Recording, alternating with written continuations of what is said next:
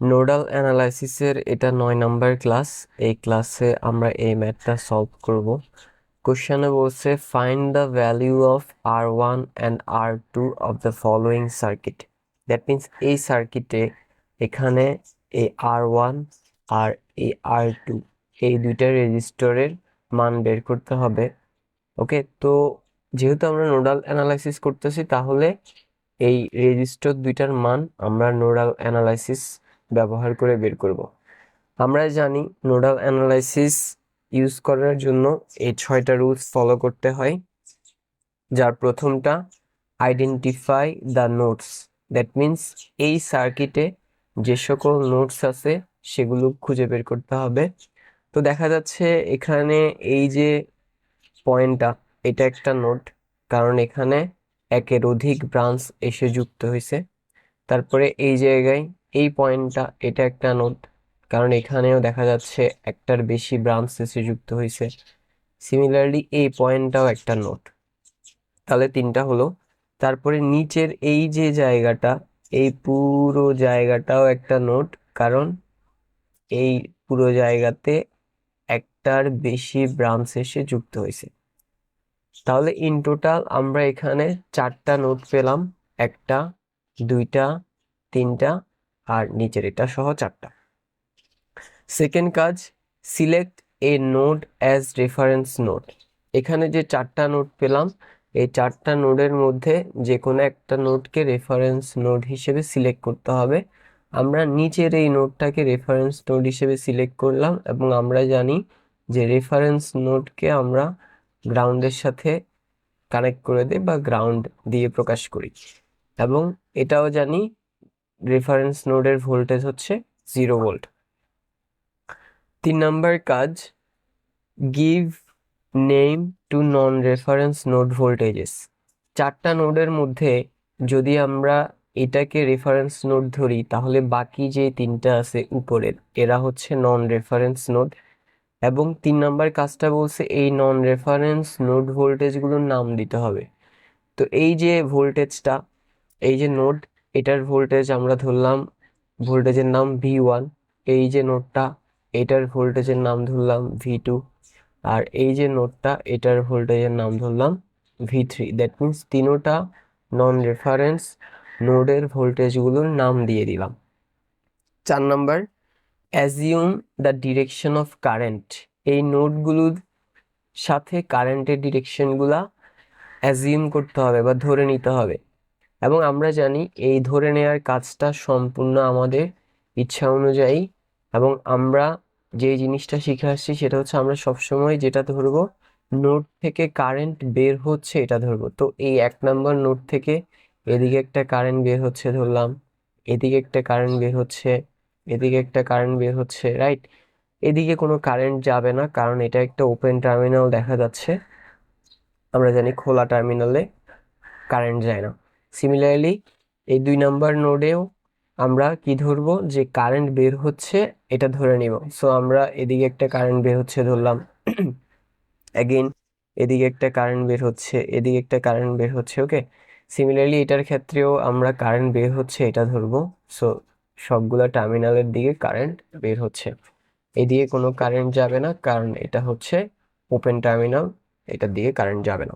5 নম্বর কাজ হচ্ছে apply KCL at each non reference node. এই যে নোডস গুলো আছে, এই নন রেফারেন্স নোডস গুলোতে KCL অ্যাপ্লাই করতে হবে। আমরা প্রথমে 3 নম্বর নোডটাতে KCL অ্যাপ্লাই করি। So applying KCL at node 3। দেখা যাচ্ছে এখানে V3 থেকে গ্রাউন্ডের দিকে 7 ওহম হয়ে একটা কারেন্ট যাচ্ছে। আমরা জানি কারেন্ট সব সময় হায়ার পটেনশিয়াল থেকে লোয়ার পটেনশিয়ালে যায়।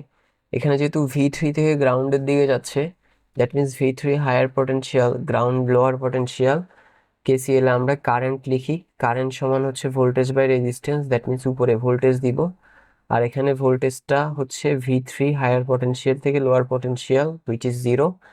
রেজিস্ট্যান্স হচ্ছে মাঝখানে কত, 7। সো 7 দিলাম, এরপরে প্লাস আরেকটা কারেন্ট V3 থেকে V2 এর দিকে যাচ্ছে, যেহেতু V3 থেকে যাচ্ছে, that means V3 higher potential, V2 lower potential, তাহলে আমরা দিব V3 মাইনাস V2, মাঝখানে রেজিস্ট্যান্স 5, সো 5 প্লাস আরেকটা কারেন্ট V3 থেকে V1 এর দিকে যাচ্ছে। V3 যেহেতু V3 থেকে যেহেতু যাচ্ছে, V3 higher potential, V1 lower potential, তাহলে আমরা কি দিব V3 মাইনাস V1, মাঝখানে রেজিস্ট্যান্স R1, সো R1 দিলাম ইকুয়াল, এগুলি সব হচ্ছে নির্গত কারেন্ট দিছি। KCL আমরা জানি সকল আগত কারেন্ট সমান নির্গত কারেন্ট, দ্যাট মিনস নির্গত কারেন্ট সমান আগত কারেন্ট হবে। নোডে যেহেতু কোনো আগত কারেন্ট নাই, তাহলে আগত কারেন্টের জায়গায় হবে 0। নাও আমরা যদি একটু ভালোভাবে খেয়াল করে দেখি, এই যে V3, যেটা V3 এর এখানে পাশে ভোল্টেজ বের করে রাখছে গ্রাউন্ডের সাপেক্ষে, হুইচ ইজ কত 5.63, এবং V3 এর দিকে যেহেতু প্লাস টার্মিনাল, তাহলে V3 এর মান হচ্ছে প্লাস 5.63 ভোল্ট। তাহলে আমরা V3 এর মান 5.63 ভোল্ট বসালাম, minus 0 divided by 7 plus V3 again, so V3 এর মান প্লাস 5.63 মাইনাস V2 এরটাও যদি খেয়াল করি, আমরা দেখবো যে V2 এর সাথে একটা ভোল্টেজ সোর্স কোনো রেজিস্টর ছাড়াই কানেক্ট আছে সরাসরি। তাহলে আমরা জানি যদি কোনো ভোল্টেজ সোর্স কোনো রেজিস্টর ছাড়া কানেক্ট থাকে নোডের সাথে, তাহলে ওই নোডের ভোল্টেজ ওই ভোল্টেজ সোর্সটাই হয়, এবং ভোল্টেজ সোর্সটা কোন প্রান্তটা নোডের সাথে কানেক্টেড প্লাস, তাহলে V2 এর মান হবে প্লাস 12। তাহলে আমরা এখানে এইটা তো সূত্রের মাইনাসটা, সো প্লাস 12 দিলাম divided by 5 plus again V3 এর মান হচ্ছে 5.63 মাইনাস V1। অ্যাগেন আমরা যদি খেয়াল করি, V1 এর মানটা গ্রাউন্ডের সাপেক্ষে এই জায়গায় বের করে রাখছে, যেটা হচ্ছে 3.71, এবং V1 এর সাথে যেহেতু প্লাস টার্মিনাল, তাহলে V1 এর মান হচ্ছে প্লাস 3.71, তাহলে আমরা সেটা দিলাম প্লাস 3.71, এই মাইনাসটা হচ্ছে সূত্রের minus, so divided by R1 equal 0। এবার আমাদের কাজ হচ্ছে এই 6 নাম্বার কাজটা, সলভ দ্য ইকুয়েশন। এখানে যে ইকুয়েশন আছে এটাকে সলভ করব, সলভ করলে আমরা R1 এর মান পেয়ে যাব। তাহলে R1 ইকুয়াল কিভাবে আমরা বের করি, তো প্রথমে আমরা একটা ভগ্নাংশের চিহ্ন দিব, এরপরে 5.63 মাইনাস 0, এরপরে নিচে হবে 7, এরপরে হচ্ছে প্লাস 5.63, নো,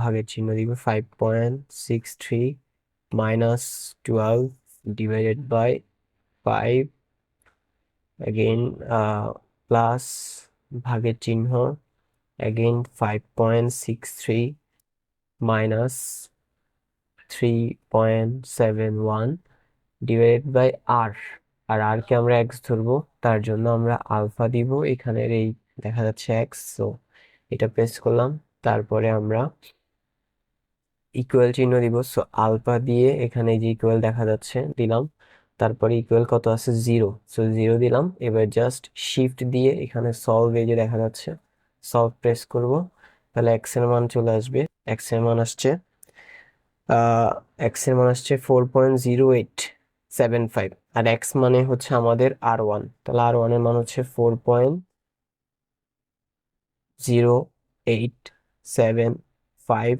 ওহম হয়ে গেছে আমাদের এই R1 এর মান। এবার আমরা R2 এর মান বের করার জন্য 1 নাম্বার নোডে KCL অ্যাপ্লাই করব, so applying KCL at node 1। Similarly আমরা KCL এ কারেন্ট লিখবো, কারেন্ট সমান জানি ভোল্টেজ বাই রেজিস্ট্যান্স।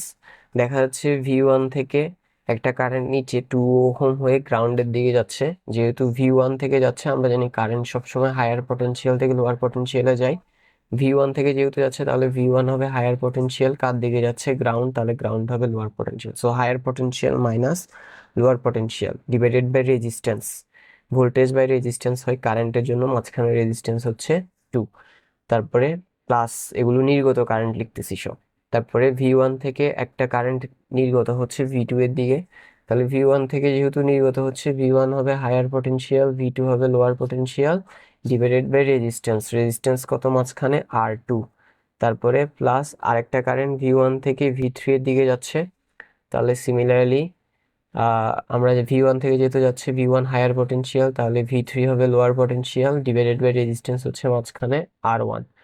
এগুলো সব হচ্ছে নির্গত কারেন্ট, আর এই নোডে দেখা যাচ্ছে কোনো কারেন্ট আগত হচ্ছে না বা আসতেছে না, দ্যাট মিনস আগত কারেন্টের জায়গায় 0 হবে। ওকে, সো এবার আমরা জাস্ট মান বসাই। V1 এর মান কত? V1 এর মান আমরা বের করছিলাম এখানে, এটা হবে +3.71, so 3.71 minus 0 divided by 2 plus V1 এর মান অ্যাগেন 3.71 মাইনাস V2 এর মান কত?